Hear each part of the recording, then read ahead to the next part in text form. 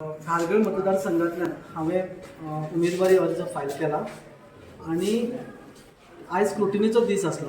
ह्या स्क्रुटिनीच्या दिसाचेर हांवें एक कायदेशीर ऑब्जेक्शन फायल केलें की कॅन्डिडेट जे आसात श्री कृष्ण हरमलकर ते कॅन्डिडेट बीजेपीचे कॅन्डिडेट धारगळ मतदारसंघा खातीर ते हेतून आसले आमच्या कॅन्डिडेट म्हणून ताणें नॉमिनेशन फायल केलां आणि त्या नॉमिनेशनच्या वेळार हांवें ऑब्जेक्शन घातलें की ते गव्हर्मेंट कॉन्ट्रॅक्टर आसात, PWD approved government approved contractor आसात आणि तांचे काही टेंडर आसात. त्या संदर्भात त्या टेंडराच्या संदर्भात हांवें लक्षांत हाडून दिलां की म्हजें ऑब्जेक्शन आसल्या कारणान तांकां section 10F of panchayat Raj attract जाता.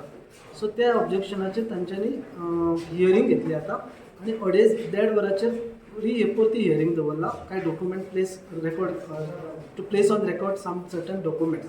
So now the next hearing is at 1:30 and thereafter the honorable court will pass, the honorable returning officer will pass the appropriate order. Complaint कशी असली तिच्या सकयलूच चल्ल्यात जाल्ली आसात त्याची आमी कॉपी रेकॉर्डाचेर दवरला. ती झेरॉक्स कॉपी रेकॉर्डाचेर दवरला. दे रेज द ऑब्जेक्शन की ओरिजिनल कॉपी तुम्ही प्लेस करची म्हणून. I said I will try because I file this objection at the time of scrutiny. म्हाका टायम मेळूंक नासलो. So when I realized that he is a government approved contractor and then I took the objection accordingly.